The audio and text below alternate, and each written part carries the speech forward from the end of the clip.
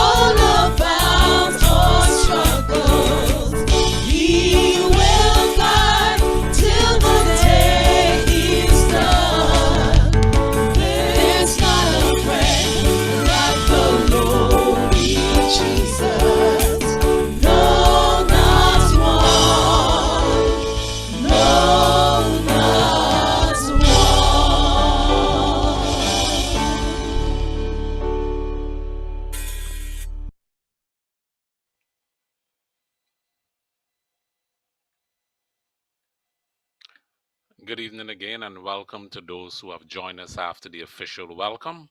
This evening, we have with us Lydia Worrell. Now, Lydia Worrell is a registered counseling psychologist and has been providing mental health support to children, youth, adults, and families for over 12 years in her private practice, Next Steps Family Center, and as a consultant psychologist for both public and private organizations in Barbados and overseas. She supports children, teens, adults, and families as they navigate life's changes and challenges. Anxiety, depression, stress management, childhood trauma, and others are among the services that she offers.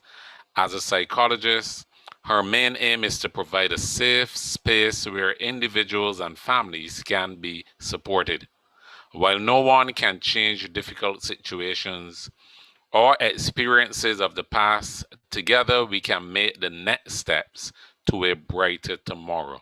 It gives me great pleasure to introduce our main presenter for tonight, Miss Lydia Worrell and Comerback, sorry, Miss Lydia.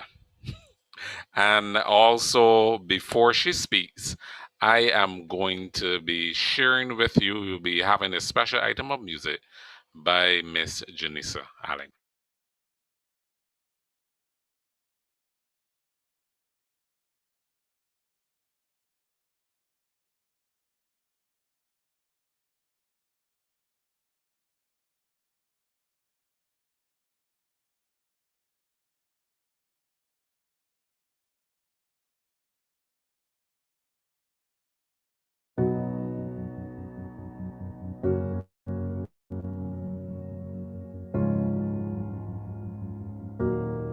You are not hidden.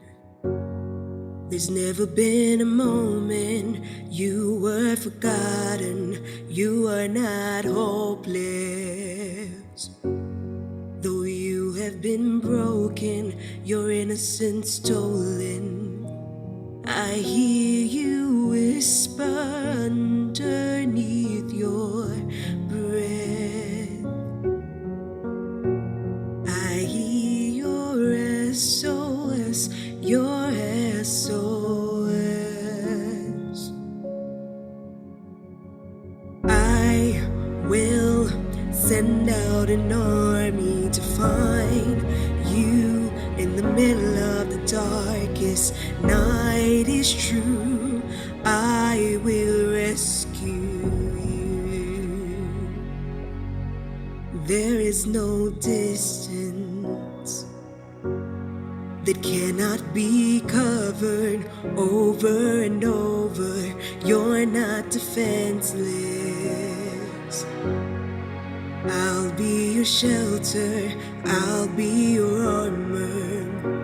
I hear you whisper underneath your breath. I hear your SOS, your SOS. I will send out an army to find you in the middle of the darkest night. Is true, I will rescue you. I will never stop marching to reach you in the middle of the hardest fight. Is true, I will rescue you. I hear you whisper underneath your breath. I hear you whisper you have nothing left. I will send out an army to find you in the middle of the darkest night. Is true, I will rescue you.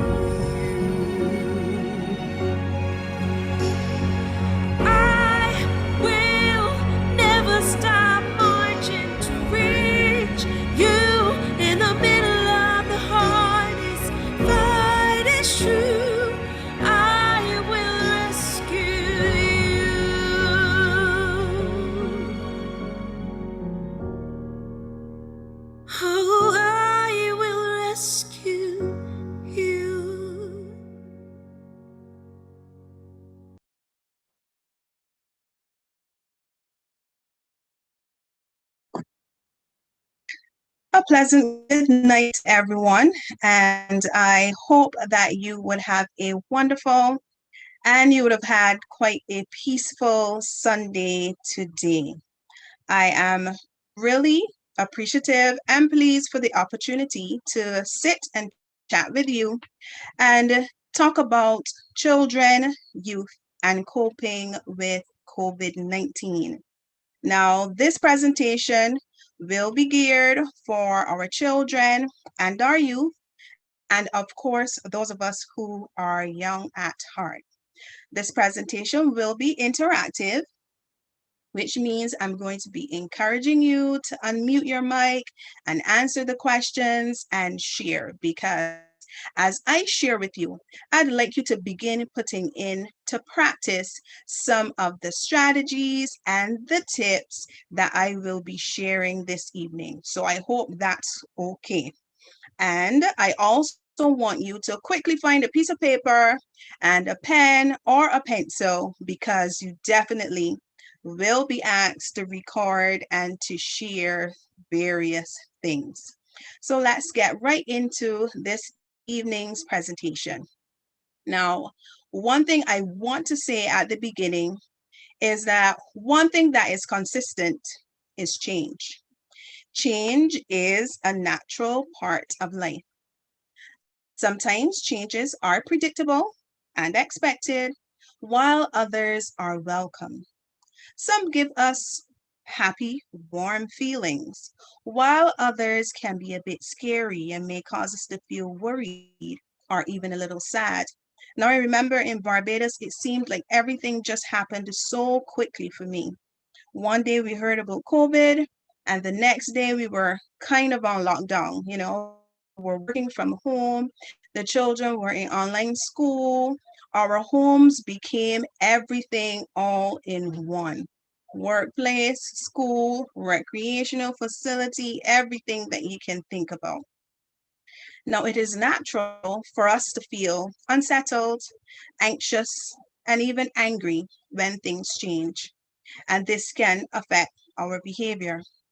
Now, practicing varying ways of thinking and planning for changes can boost our ability to cope and adapt to new things and events.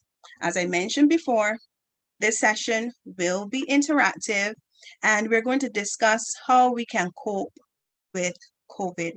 Many of the strategies will be directed to children and youth, but of course, adults, you can definitely use them too. In my practice, whenever I provide support for children or teens, it is imperative that the adults learn and practice these strategies as well. I want you to remember that good things can still happen in the midst of chaos. And this is where I want you to begin to interact with me. Do you agree with this statement? Good things can still happen in the midst of chaos. I want a couple people just unmute your mic quickly and let me know if you agree with this statement. Good things can still happen in the midst of chaos. Yes? Yes, No? yes, we agree with that. Okay, wonderful. Anybody else? Do you agree that good things can still happen in the midst of chaos? Yes, I agree with that as well. Okay, wonderful. Now I have another question. What has changed in your life since this pandemic began? I want two people to just share with me what has changed in your life since this pandemic began.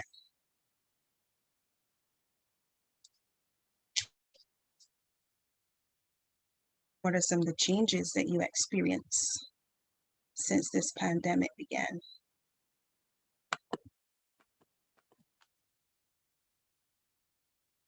I shared some of my changes earlier. My home became office and became school as well. What are some of the changes that happened in your life since the pandemic began?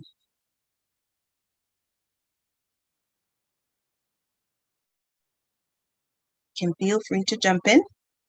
The session is interactive and I want to hear your feedback. All right. Well, keep pondering on that question. What has changed in your life since the pandemic began? I'll ask a little later on. Let's keep going. Now, I just want to check in with you. How are you feeling at this moment? I want you to take a deep breath before you share your answer. How are you feeling? Take a deep breath before you share your answer. Now, sometimes when I interact with children and even teens, for them it may be easier to draw an emoji or to describe their feeling as a color. So if you want to describe your feeling as a color, you can feel free to do that as well. If you want to draw an emoji, or if you just want to let me know how you feel free to do that also. So, how are you feeling? When you just sit and you took a deep breath, how are you feeling?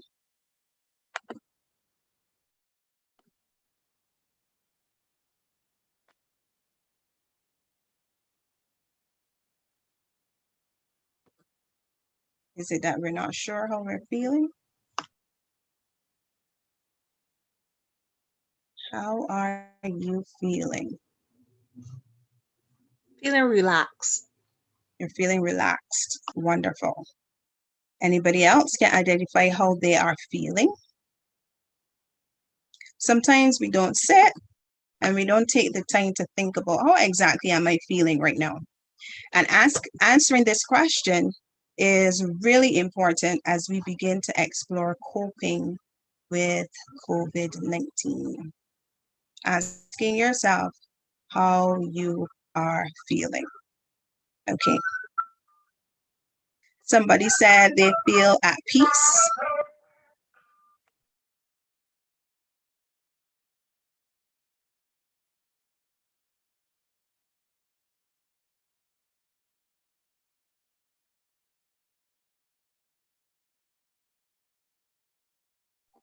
All right. Let's keep going. Now, there's a very important word that I want you to remember as we talk about coping with COVID. And this word is resilient. I'm sure some of you would have heard the word before. Many of the youth may not have heard the word before, but I'm going to share with you what resilience looks like, what resilience is all about. Now, when we think about resilience, it's all about the idea of being able to adapt, being able to bounce back. Resilient people, they walk with their head held high and they give things a go. And they're always trying their best.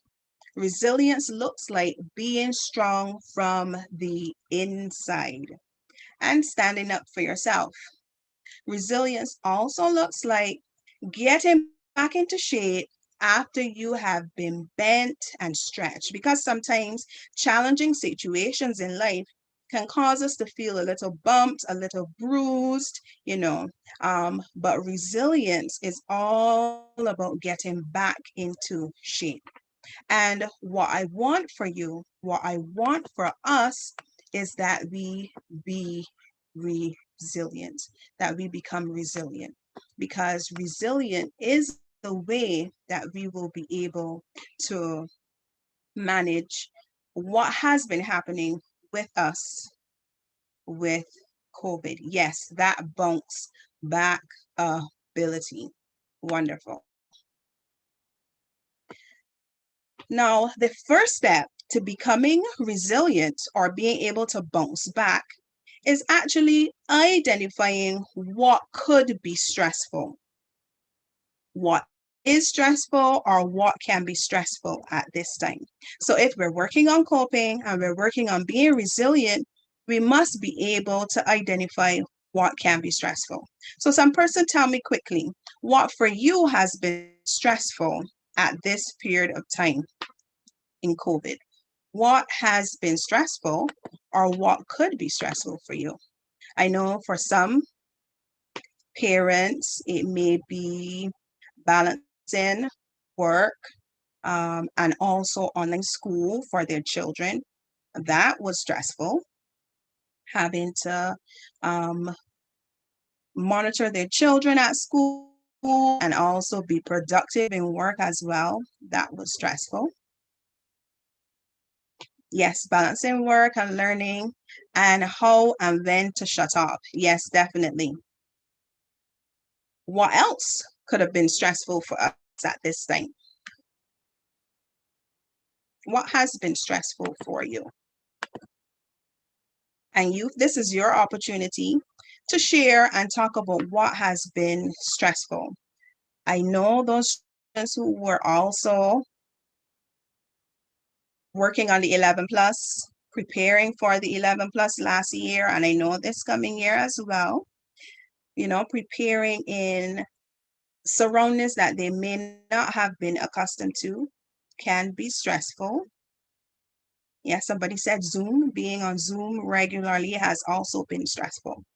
So being able to identify, and I hope that even if you may not be responding, that you're noting down the answers to the questions I'm asking, because it is with practice and putting things into practice and actually actively doing that you're able to benefit from the coping strategies. Now, why did we explore what could cause us to be stressed? Thinking about what sets you off and contributes to feeling stressed, fear, or worry helps you to be clear about what is bothering you. Because sometimes we feel stressed. We know we don't like the COVID situation, but what exactly about the COVID situation that we may not like? So when you are clear about what's bothering you, then you can work towards a solution. Because even if we haven't experienced them as yet, those stressful times may come. And when or if they happen, we would be prepared for them and not completely surprised. So we looked at our first step in coping. And parents, who may be listening, if you have children in your care, these are questions that our children can also answer. Have the opportunity to sit and talk with them and ask them, what is stressful for you at this time? What can be bothering you at this time? What are you worried about at this time? Because that also helps them to begin to create a plan so that they can cope. Now, the first step was identifying that stressful situation, what could be stressful situation. But it's also very important to identify, how do I know when I am becoming stressed? It's really important to have your stress profile noted, so that when you begin to see the first glimmer that you may be becoming stressed, you can then implement those calming, those relaxing activities that help you to reduce stress. So we've identified what the stressors are, and now we're going to create our stress profile. And I want you to continue to engage in the session. I'm going to share some of the signals in our body, in our mind, in our behavior that can be indicators that we are stressed. And I want you to begin to create your stress profile. So in your body, you may have back pains, muscle tension, headaches, changes in appetite. You may be unable to sleep or feeling really, really tired. And those are some key signs that your body or that you may be feeling stressed. Your feelings are also influenced. You may recognize that you're increasingly irritable or feeling sad a lot. There's a lot of fear. You have mood swings, or you may be worrying quite a bit. Stress also influences our feelings as well. Now, your mind can also give you some signals that you may be stressed. Are you forgetting? Difficulty concentrating? For all of us who may be, at work, you have a project to do, or you go to work and you realize you're unable to complete your tasks. Our students, You recognize that you're hearing the teacher, and then in a couple of minutes you're not hearing the teacher again, or you're trying to complete your math, your sum, and it's becoming a bit difficult. Those can be signs that you are stressed. Also, your actions, your body as well, will indicate that you can be feeling stressed. You may feel like you're not able to control what's happening in your body with your actions. You may be overeating. You may be pacing up and down. You may feel like, you know what, I'm increasingly snapping at others or quarreling, or I don't want to be around anyone at all. Or you may recognize as well that you're not taking care of yourself as much as you would like to. These are the key signs of stress. And I encourage you, as I would have shared how our mind, our actions, our feelings, and how they can be influenced by stress, that you have created your stress profile. Did anyone recognize any signs based on what I shared that may be their indicators of stress? Did anybody see anything that looks quite familiar? Like, yes, this is me. When I am stressed, I find it hard to concentrate. If you want to, you can feel free to unmute your mic and share. Yes, Lydia, this is my stress profile. I'm going to give you 5 seconds if you want to jump in.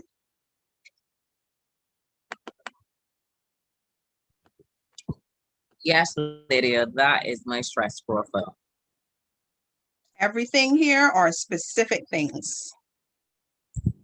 The one where I find I can't really concentrate when I'm feeling stressed. Okay. All right. So now you've identified your stress profile. When you're beginning to realize, you know what, today I am just feeling a little bit, tired, I'm not able to concentrate, it would be an indicator for you. All right, you know what, I need to increase my self-care before, it may progress and may get worse, and then you may have to take time off from work and school. So we've identified what could be stressful. We've identified our stress profile, and we're going to go smoothly into the concept of coping skills. Now, coping skills is the way that we handle our anger, our stress, our anxiety, or any other feeling. And I know that COVID has caused us to experience quite a variety of feelings, potentially some of these feelings that I would have mentioned. Now, coping skills can be considered good or poor, healthy or unhealthy.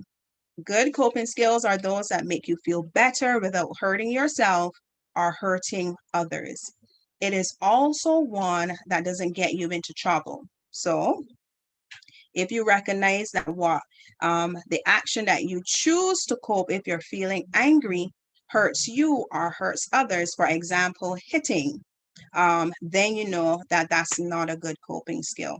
It may be a poor coping skill, because poor coping skills, may help you to feel good for a period of time, but it ends up hurting you or another person. Using poor coping skills for a long period of time can definitely be harmful. And I have some example here, especially for our youth and our children who may be listening, because I want you to have a fairly good idea of what coping skills are and what are good coping skills and what are poor coping skills. So, I'm feeling angry, I'm feeling stress, I'm feeling anxiety. A good coping skill would be to do deep breathing or counting to 10, getting active, playing a sport or a game. But a poor coping skill would look like yelling or screaming at someone, hurting yourself, or even being violent.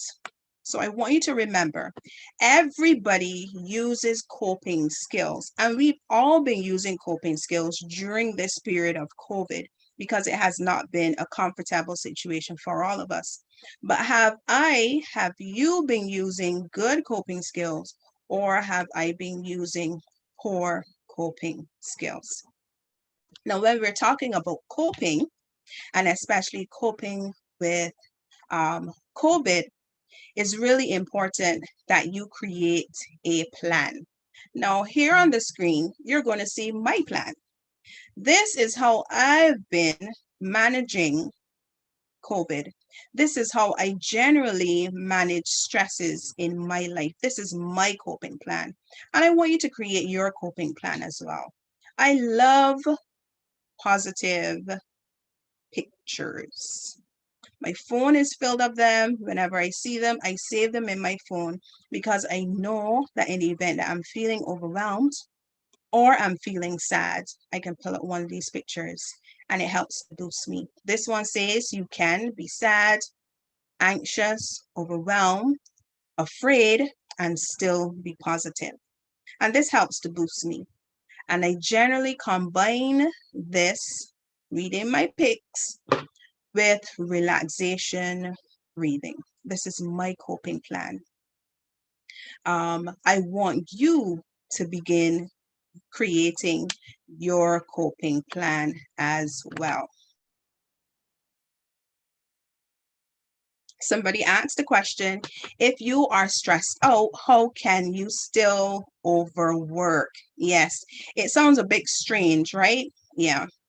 But what we do is to keep ourselves going is that we continue to work because we are hoping that, the feeling potentially will go away. So I am feeling stressed. I am feeling overwhelmed. But if I do this work to keep my mind off of what's probably really stressing me out, then I'm thinking that it may be used as a distraction. But what overworking is doing is potentially adding to the stress that you are already experiencing. So some persons use it as a distraction, but it becomes more harmful than good. There are other ways that we can relieve stress. Reading a book, coloring for our younger ones, drawing, taking a bath, talking to your friends, doing your hobbies, and spending time on the outside as well. Now, I want you to think if you have been using any of these coping strategies to help you manage with COVID thus far. If you have, wonderful, thumbs up. These are some excellent coping skills to help reduce the stress and potentially the uncomfortable feelings that COVID may have caused for us. Now, when we talk about coping, we must look at the idea of feelings and emotions. Now, COVID has caused us to experience a lot of emotions. It is important that you take time to sit and to think about how you're actually feeling. This is really, really important. We usually say, name it to tame it. Sometimes we become scared of feelings. But if we look to label it, if we look to identify it, then it helps us to be able to calm it. And just like the checking activity I shared, you can write out the words, you can use colors, you can draw pictures, you can be creative as you want to be to help express how you feel. But expressing the emotion is really, really, really important.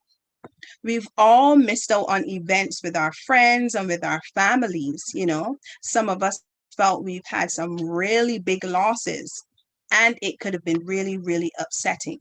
But it's really important that we allow ourselves to feel it. Now, when it comes to having a painful feeling, I want you to remember this. The only way out is through.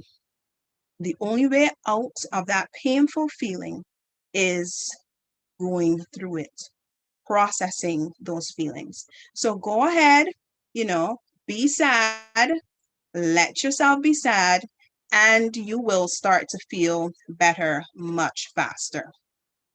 So even as you look at this small feelings thesaurus, I want you to explore the words. What are some of the feelings that COVID would have stirred up for me? What of the feelings that COVID would have stirred up for you? I want you to really sit and think about it. And remember, it's really important to express them because you don't want to bottle them up. Because eventually, what could happen is that there may be a quite an overflow of feelings. And those feelings generally overflow into things that we call anxiety and depression. Anxiety sometimes begins as a little fear or worry, and depression sometimes begin as a little sadness. So if you begin to feel a bit worried, if you begin to feel that fear from the beginning, I want you to express it because we don't want our fear to turn into anxiety, and we don't want that sadness to turn into depression. I want you to actually think about 3 specific feelings that I believe many of us would have experienced during COVID. I want you to look at fear. Did anybody feel fearful at the beginning of the COVID period when you heard about Corona? Does anybody still feel potentially fearful? Did anybody Yes feel and yes. fear? Yes and yes. I think I heard 2 yeses. Can you tell me what potentially were you fearful of? What caused your fear? Do you know? Were you able to identify what you were fearful of? Of the unknown and of actually catching COVID.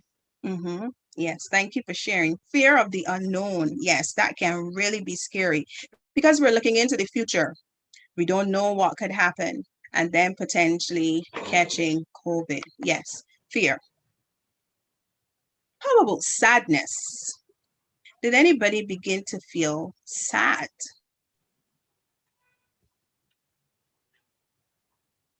Anyone?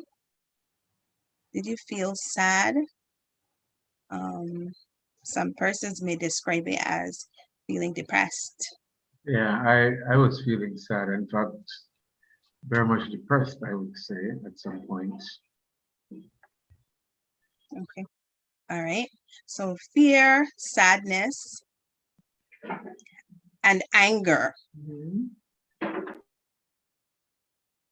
Did anybody feel angry? Angry about anything in relation to COVID? What was happening to us? The changes that occurred. Did anybody begin to feel anger? Yes. Yes, somebody said yes. Can Yes. you tell me what made you angry?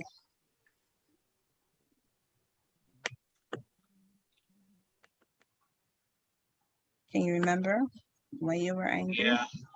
Misinformation. Misinformation. Okay, so there was a lot of misinformation being shared. Mm-hmm. Anybody else remember what made you feel angry?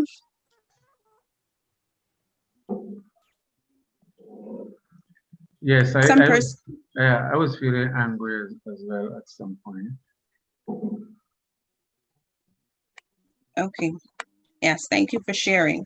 Um, some persons would have been really angry that, as they may say, the privilege to go on the outside would have been taken away from them.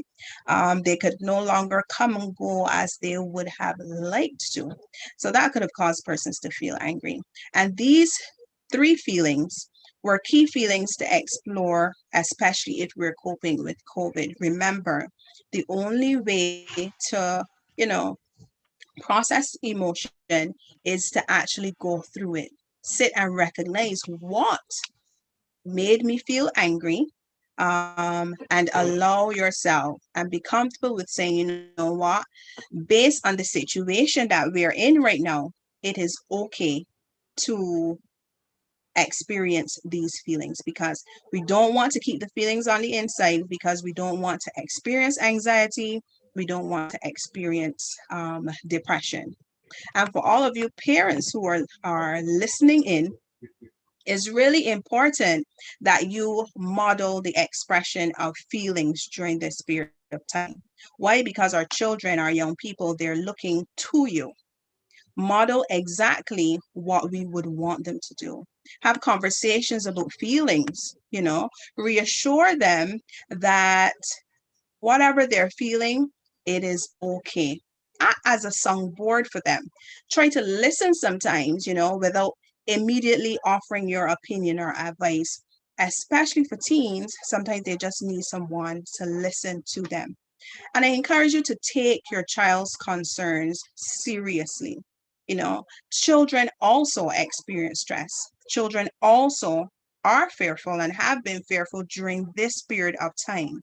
So to help support our children to cope through this period, is really important that we listen to our children's concerns.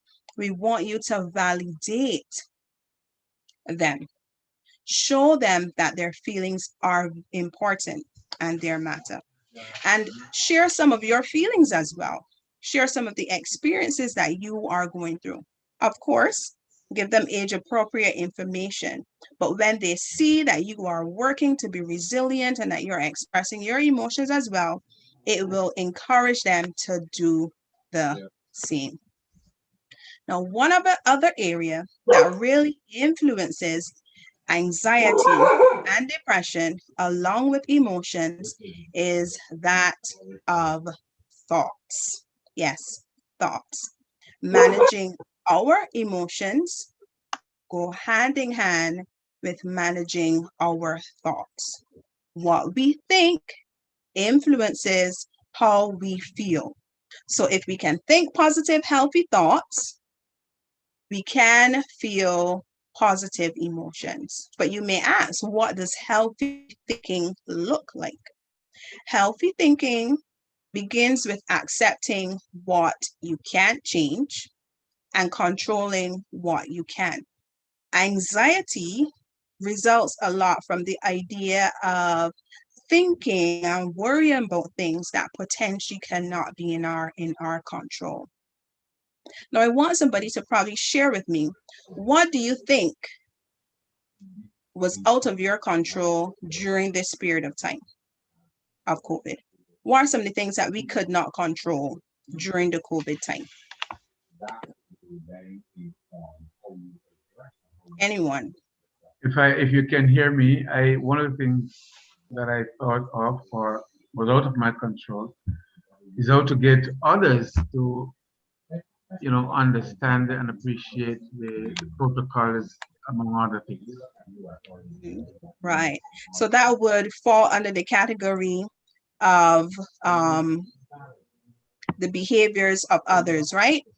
Mhm. The behaviors of others, right? So we can't control the behaviors of others. That's one thing we couldn't control. The other thing, What about, the other thing if I may mention, is the solution. How do we go about it, whether personally or collectively? That also I think was out of my control. it's out of your control? Yes, the solution. How about what was in our control? What could we control during this period of time?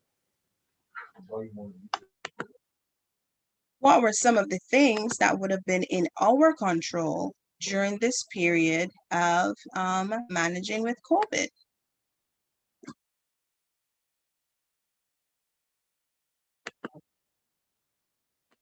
So What do you think? how about anybody hearing me? Yes, go ahead. I said one of the things that we could control was our experience at home. So even though we had Right. challenges leaving home or coming to church, we could definitely control what we did at home. Wonderful. Yes, you could control your space at home. You could control your schedules at home. You could control, your family time. You can control your routines. Those were the things that were in your control. And I love that you mentioned that, because what helped to reduce anxiety during this period of time, especially for children, is having those routines and having those schedules, actually knowing what potentially will be coming next. Because what COVID did for many of us is that we weren't sure what was going to happen. And being able to at least control some element of their lives helps children to feel safer, helps to reduce anxiety. So, yes, wonderful. What we could control, was our thoughts. We could control our actions. We could control that we could wear a mask and that we could sanitize. Those are some of the things that we could control. We could control what we used our energy and our time to do. Because when we feel in control, it helps us to build confidence. It helps us to feel accomplished when we've completed our task, and it helps to bring positive emotions. May I say So, something? healthy thinking is influenced by accepting what you can control and accepting what you can't control and controlling what you can. Yes, sure. Go ahead. I think one of the other things that you can control is how much negative media you consume, Mm-hmm. because your neighborhood and where you live and where you walk may be exactly as safe or as dangerous as it was day by day. But if you Mm-hmm. sit in front of the TV and the radio and keep watching the same negative things repeated over and over and over again, you can Yes. slip into total paranoia when outside you nothing has changed. Yes. I think Yeah. you can control how much negative media you choose to consume, and you can Mm-hmm. also control how much positive Bible singing, reinforcing, getting to know God and all that you can control. And that Mm-hmm. from a thoughts perspective. Yes, wonderful. Thank you very much for that contribution. You are correct. And I would have been mentioning a little bit later on the idea of social media, and what we consume and how it influence anxiety as well, and being able to reduce the amount of social media and information on COVID. Now, healthy thinking, as I said before, is really important during this period of time, looking at what we can control and accepting what we can't control. What also impacted us quite a bit was sometimes the negative thoughts we would have experienced during the period of COVID. What we wanted to do is to be able to challenge those negative thoughts. But how do you challenge, negative thoughts? Some persons may have felt, what, I'm never going to be able to go back to school. If I stay in the house any longer, I feel like I'm going to go crazy. Maybe if I go outside or go to the supermarket, I may catch COVID. Anxious thoughts cause us to focus on the worst possible outcome. These thoughts can make you believe that things are actually worse than they actually are, and that you're not capable of coping. You know, um, Talk to your thoughts. That's one of the ways to manage negative thoughts. Talk to your thoughts. Think about a word or phrase that you can say to your thought to try to get it to stop and change. For younger children, we may encourage them to just say the word stop. Or you can also say something like not now or go away. You may ask, not now. I can tell my thought, not now. You actually can. We can't control if the thought pops in, but we can decide how long we stay on that thought. We can think happy thoughts as well. We can replace a negative thought with a positive thought. Think about something that makes you smile. This could be a happy memory. an activity that you and your family did together, a funny joke, anything that puts you in a better mood. Think about those happy thoughts. Question the thought as well. You know, um, in questioning this thought, you want to ask, is this really something that I should be worried about? Or is my mind trying to make it a big deal? Is there anything that I can actually do about it? Sometimes answering these questions can help these thoughts get smaller and go away much faster.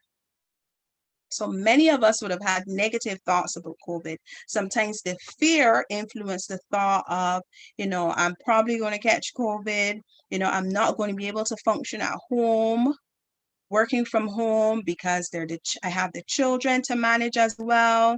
Um, even our children in online school, I'm not going to be able to complete my assignments and my tasks. Challenge those negative thoughts and replace them with positive thoughts. So some positive thoughts, it could be positive self-talk. That is something that you say to yourself when you're feeling anxious or worried. It should be something that helps you calm yourself down, so that you don't feel anxious anymore. Positive self-talk could be encouraging statements, or it could be reminders of those things that you are really, really, really good at.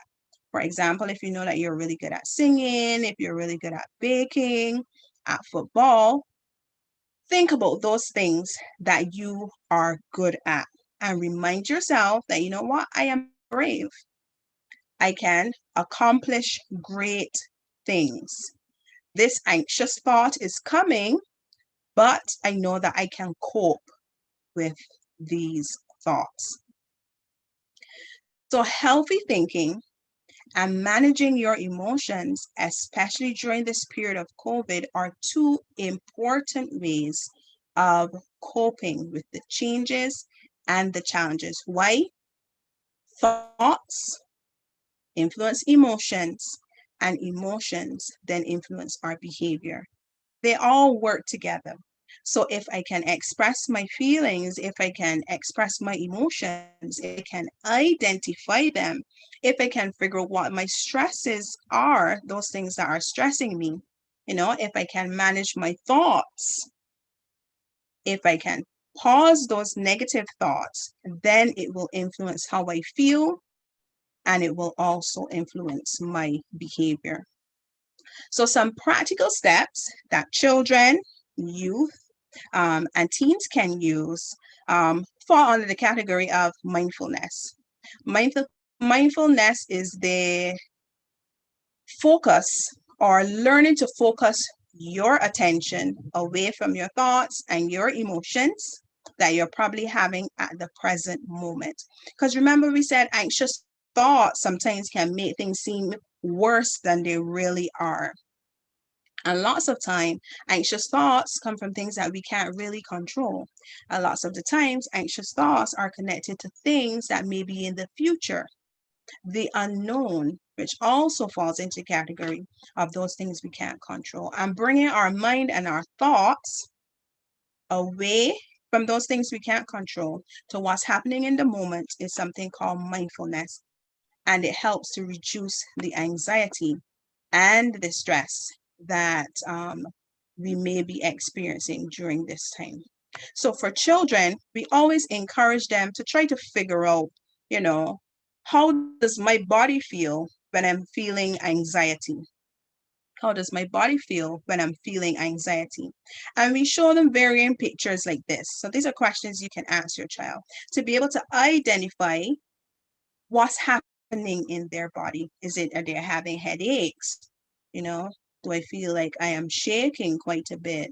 I'm sweating even more than usual. I'm feeling dizzy. I'm feeling tense. Helping your child, your youth as well. And these are signs that adults experience as well when they may be having anxiety. So identifying where in your body you may be experiencing the anxiety and then working towards reducing the anxiety. Deep breathing and breathing boards are also very useful coping skills during this period of COVID. Now, I want to encourage you to practice deep breathing. And deep breathing can be as simple as, inhaling through your nose and you're just holding it for about 5 seconds. You pause for 2 seconds and you are exhaling through your mouth for 7 seconds. The out breath is really, really, really important. Why? The out breath helps to um, help us to feel calmer and reduce the stress that may be within our bodies. And you want to make sure that as you are inhaling through your nose, that you're filling your lungs, that area. And of course, being effective with deep breathing does take practice. So I encourage you not to wait until you may be in a stressful or anxious situation to practice deep breathing. This is something that you can do even when you may not be feeling stressed. This is something you can do when you wake on mornings or before you go to bed to help yourself relax. Now, this exercise is usually used for adults. For children, we may use something called breathing boards. Breathing boards look like what you see on your screen. It helps them to focus and it directs them to breathe in and breathe out. We may use the 5-finger hand breathing, where the children, they're tracing their hand, and as they go up each finger, they're taking a deep breath in, and as they come down the other side of the finger, that signals to them that it's time to breathe out. So is a simple way to help our children practice breathing. What you see on the other side is something we call lazy 8. You can create that board, you can draw it that's laying down, and you can help them to trace the 8 with their finger as they breathe in and as they breathe out, because deep breathing is also really useful for children as well, because children do experience anxiety. Another way to help us manage anxiety or manage the stresses that may occur because of COVID at this time is the concept of 5, 4, 3, 2, 1. Remember, we talked about the anxious thoughts. They're generally cause us to think about potential things in the future. Grounding exercises brings us back to the present. And what you're doing is that you're thinking of 5 things that you can see, 4 things that you can touch, 3 things that you can hear, 2 things you can smell, and potentially 1 thing that you can taste. And while you're doing this activity, you're really, really engaging in your senses, especially the one about hearing. You're listening to very slight sounds because you really want to engage the senses, because you want to focus more on the here and now. And children generally love this activity because they're always trying to find, what is something that I can hear that probably somebody else is unable to hear. So this grounding technique. The next one is the concept of worries in a jar. It was also the idea of telling your thoughts, not now. For children, we use the worries in the jar, where they can note down their worries and they can place it in a jar potentially to explore at a different time, because at the present time may not be the best time to explore these worries, or they may be feeling too intense of emotions to effectively explore the feelings at that point in time, or the period of time that they may be expressing the emotions, they may need to be engaged in something else. For adults, a similar thing to the worry jar is the idea of scheduling thinking time, where I schedule a period of time during the day and I decide that, for that 10 minutes, I'm going to think about all the worries or the things that popped into my mind during today so that I can still stay focused, so that I can still be productive in my day. So for children, we use the worry jar. And for adults, because like I said, we cannot control what pops into our mind, but we can control how long it stays there.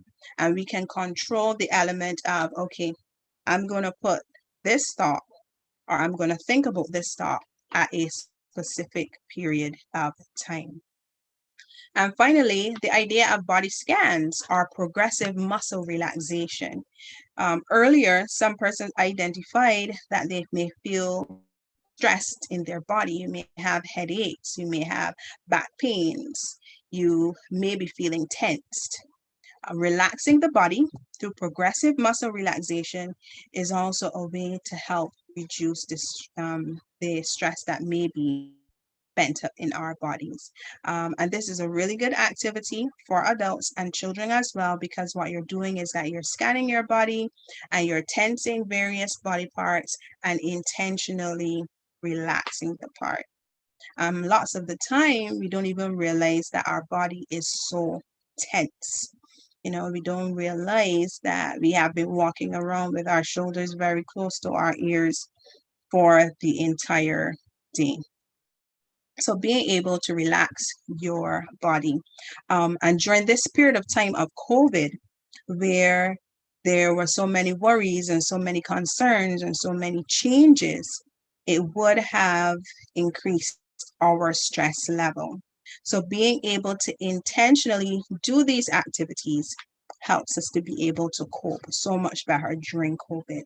So the idea of being resilient, we want to be resilient. We want to explore our emotions.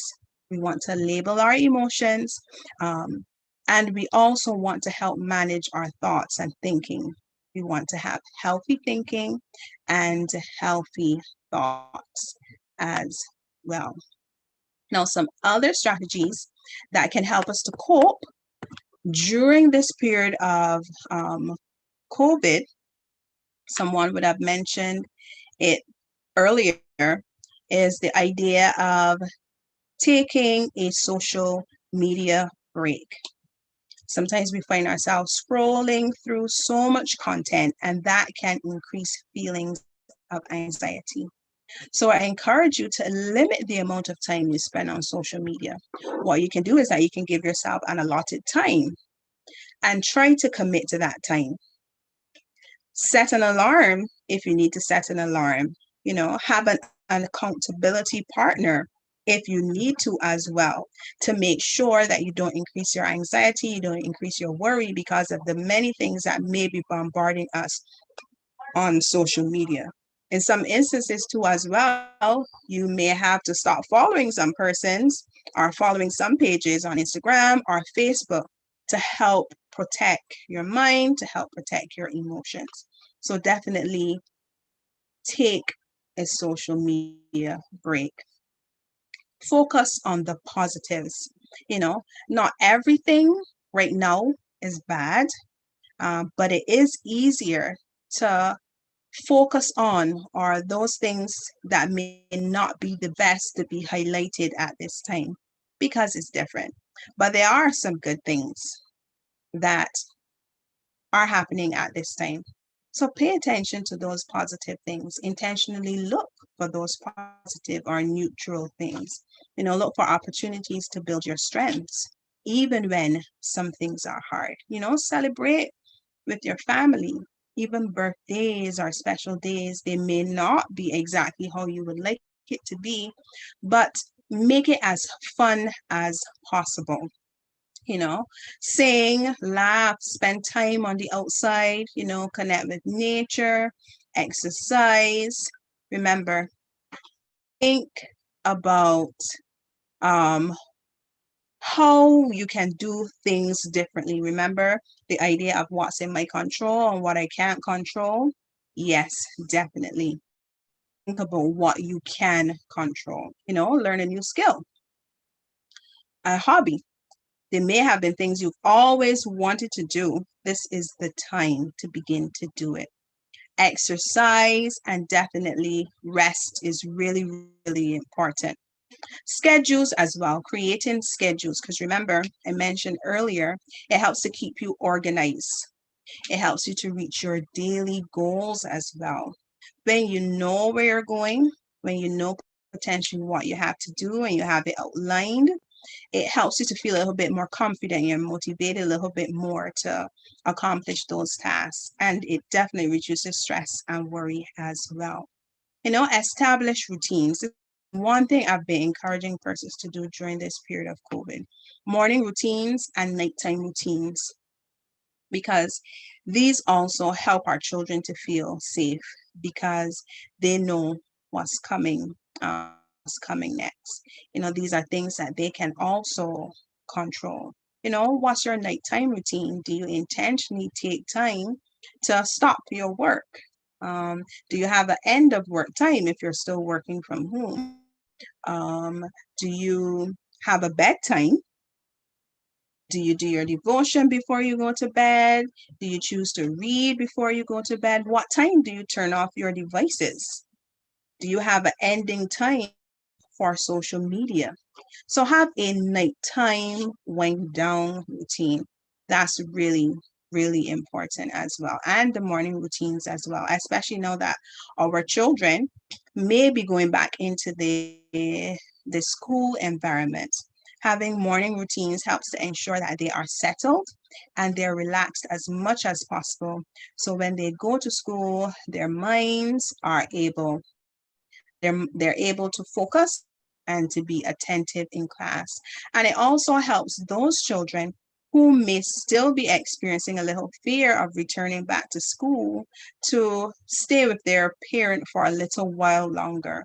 This separation can be eased a little bit if you have a little bit more time to talk with them before, you send them into school. Set realistic goals. And this has been really key in this COVID period of time. Many of us felt that, we could accomplish exactly what we set out to do, or what we were doing pre-COVID, in this environment. And lots of the times, those expectations were a bit unrealistic, and it may have caused us to feel defeated, which could have led to the sad feelings and then sometimes the depression or the anxiety. So think about what's in your control right now and set realistic goals for yourself and your children and your family. Quiet time is really, really important as well. Building lots of time using relaxation and recharging, whether it may be just sitting, quietly reading a book, where you're not necessarily actively engaging your mind. Many of the times, we don't have quiet time during the day, or our only quiet time is when we are asleep. But it's really valuable for you to just have a couple minutes during the day where you're not actively engaged, in various activities.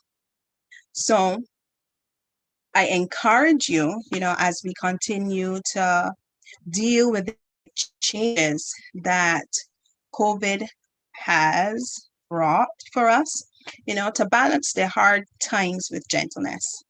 Be gentle with yourself, be gentle with those around you.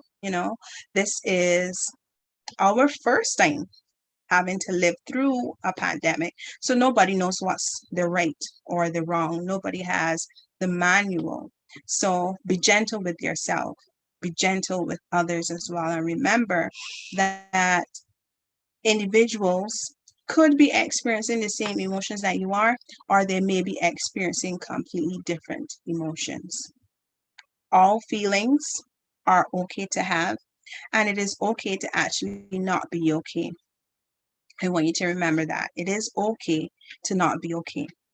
Take a moment when you may be feeling emotional, pause and take a deep breath. Remember, identify your stressors because that's how we become resilient. We identify what is stressful or what could be potentially stressful, and we set out to create a plan to manage it. Identify your emotions and express them in healthy ways. We looked at some good coping skills earlier. I hope you were able to identify the ones that you use or identify those that you would like. Identify those that you would like to um, to use as well. Talk to your thoughts, challenge them, and replace them with positive thinking. And one positive emotion that I definitely want you to include and to remember daily is the idea of gratitude. Practice gratitude daily.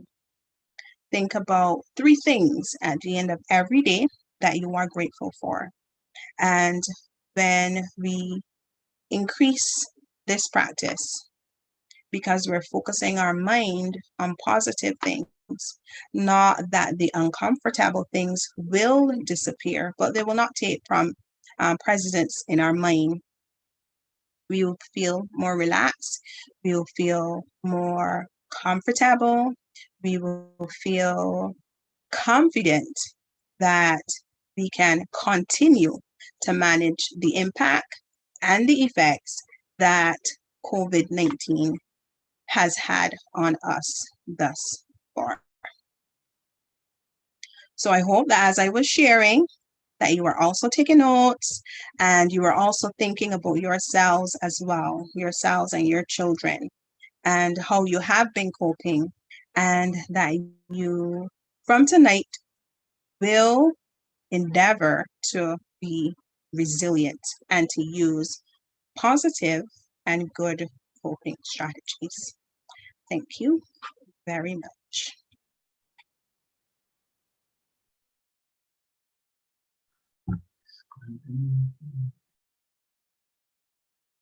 Thank you. Thank you. Thank you very much to Sister Warrell. That was quite, uh, what I would say, not just interesting, but something we can certainly take beyond the situation or throughout the situation we are now experiencing. Now, I am seeing one or two hands raised, and we have maybe one or two questions. We may be able to do that before we go. Um, the One of them, a few of them were asked in the chat, Sister While. So maybe I could ask another one that was not there. What if I am already living with anxiety disorder? Media coverage can be especially triggering. How can I cope best?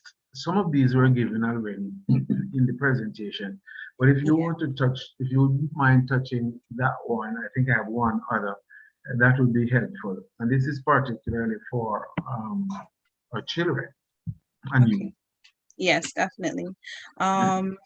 Limiting your social media viewing is really important, because as mentioned, what happens with anxiety is that the thoughts cause us to feel as though things are worse than they really are sometimes. So imagine having varying, source of information that may be true, that may not be true. It can cause us to worry. It can cause our thoughts to potentially spiral out. So if you are already experiencing anxiety, it would be important to limit the your exposure to social media, but also challenge the thoughts that you have that may result from viewing social media, because the thoughts will come, are these things that are in my control? Are these thoughts that I'm having in my control? Is this something that I can change?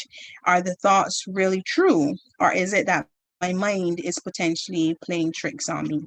And if you recognize that based on your viewing, even, and you have reduced your social media viewing, it engage yourself in those relaxation techniques and the coping strategies, bringing yourself back to the present, because anxiety, a lot, as mentioned before, results from what's happening in your thoughts and in your mind, and it's usually not thoughts that are on the present.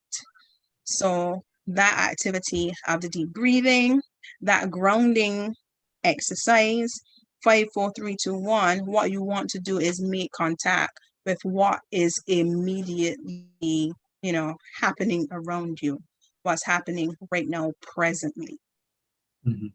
Thank you. The last question that I have time to ask is, what advice would you give a parent who is learning how? Now, here's a parent, they're just getting to the learning zone, how to cope with their child's mental health. You did mention that one can lead to the other. Now, this is not just stress, they're actually getting into the mental health zone, and then they're trying to cope with that. How would you advise that parent? Okay. Just trying to get the question again. Can you repeat one more time? What advice would you give a parent who is learning how to cope with their child's mental health? Okay. Based on the question, when you say learning to cope with the child's mental health, is it that the child may be experiencing some challenges with their mental health, maybe exhibiting some potential behaviors that may not be appropriate? They may be experiencing anxiety, potentially, or depression. Yes. Is that what you're That's the referring to? idea. Yeah. Right. Some of the strategies, that I would have mentioned before, the idea of encouraging the expression of emotions is really important. And the parent also modeling what you expect of your child. So if I'm encouraging my child to share about how they're feeling, I want to model that as well.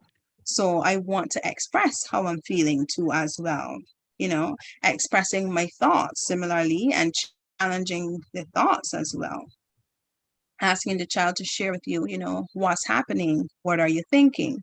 And sometimes with children, if they may be a smaller child who may not necessarily have the language to effectively communicate to you what's happening, encourage them to use paintings or drawings to represent how they may be feeling or what they may be thinking, using that approach. Maybe songs, maybe a picture book. There are lots of resources that parents can use. You can probably find a story that may be about anxiety, a story that may be about depression, and read it to your child to see if they identify with anything that may be in the book. And then if they do, then definitely it would be a signal that that your child may need some additional support if it is anxiety or if it is depression. But using the breathing charts, if you recognize that it may be anxiety, similarly, using the worries in the jar, those activities are there for parents to help support their child in coping with what may be happening now. Fine. And I am going to just ask you to use the last sentence or comment directly to our youth and our children as to their coping skills. And I know we're trying to balance it as we go, but we have them in various age groups. Children, as it relates to taking responsibility for their coping skills. Yes. I will begin by saying I want everyone to remember that all feelings are okay to have. Feelings are neither good or bad. It is what we do with the feelings that could be a good choice or a poor choice. So if you're experiencing any feelings at all, remember that you are not alone. We all have feelings. So try not to hide the feelings. Sometimes what happens, and potentially what has been happening with COVID at this time, is that we may be hearing our children saying that they are okay when really they may be feeling something else. So we may be wearing masks to protect ourselves from COVID, But our children may be walking around with those emotional masks where they're saying that they're feeling okay, but they're not okay. I want to encourage you to share with your parents and your caregivers, those adults that you trust. Share with them how you're feeling. If you feel that it is a bit too much for you, also let them know. Let them know that. Um, Find those persons that you trust and talk with them and definitely ask them for help. You know, the smallest child, you can do your activities even of deep breathing. When you recognize that you're feeling really scared, use the hand model to help you um, relax, to help you calm. You can also take control of coping during this period of time as well. And you've talked to each other. So if you recognize that your friend don't seem to be coping too well, talk with them as well. Encourage them to share their feelings and even ask them if you can talk with another adult to help provide them with support as well. So Thank as you. we learn to support ourselves, we can support each other too as well. Thank you. Thank you very much, Sister Lydia, Sister Warrell. We, on You're behalf of the welcome. leadership of the City North District of Churches, we certainly appreciate you coming by. And we take seriously the situation of our children and young people this time around with this pandemic that is happening. And we all will agree that tonight was fantastic, wonderful, and so many things were said. And I'm quite sure children and young people in this district and those who join us both in Zoom and on the YouTube um, will benefit from this presentation. And you can share that with others. Feel free to share with them, arranging your grounding, your talk to your thoughts, your worry jar, or your worry jar, rather, and make sure that you learn how to do your body scan. And among other things, stay away from too much social media, and take a break as is necessary. I definitely like the tips and the strategies, setting realistic goals and new skills. That is one that many of us are doing, and as young people, you can get into that.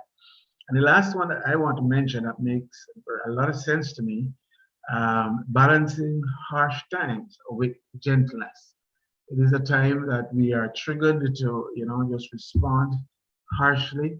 But remember that all of us, and especially our peers, sometimes in these cases, we can lose friends because of what is happening. And above all, let us bear in mind that having a good relationship with our God is extremely important, and that will help us to cope seriously, significantly with our peers and those around us as well. It is to this end that we are going to pray and thank God for sessions like these and giving us the ability, the possibilities, and also the techniques in coping in this situation. So please bow your heads with me at this time as we do a closing prayer. Loving Father, we want to thank you for the presenter tonight, Sister Warrell. I want to thank you for her ministry throughout this conference and beyond, for the many who have and will continue to experience a level of tolerance, coping with what is happening around us. We say thanks to you for her, for parents and children in this district, and especially our young people at this time, our senior youth in this district, and who are leading out in matters like these and have the challenge to pull our resources together and to pull our children and to work with parents to cope in this time. As was mentioned, this is new to us, and we just have to rely on you, oh God. to develop the right attitude, to learn some of these skills, to cope with what is happening with us. But we know that you will take us through it. You have been doing that successfully with most, if not all of us, and we put our trust in you. I want to thank you for this evening's program, for all those who participated, for all those who are just working in this district to make things happen and to hold the district together, our elders in the respective churches and all our responsible members, our heads of departments and our children ministries, our youth leaders, and by extension, every single member in their respective ways of keeping the focus and coping with this situation. Thanks for being with us now and for giving us another glimpse of what it is to be drawn closer to you and how by doing so we can indeed cope with the situations around us. Thanks for being with us and for hearing and answering the prayers. Thanks for helping us and for holding us up in your right hand as you promised in these times. This is our ask and this is our prayer. In Jesus' name we pray. Amen. Amen.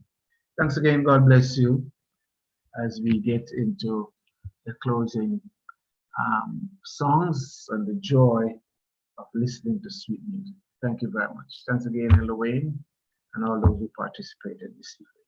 Thank you.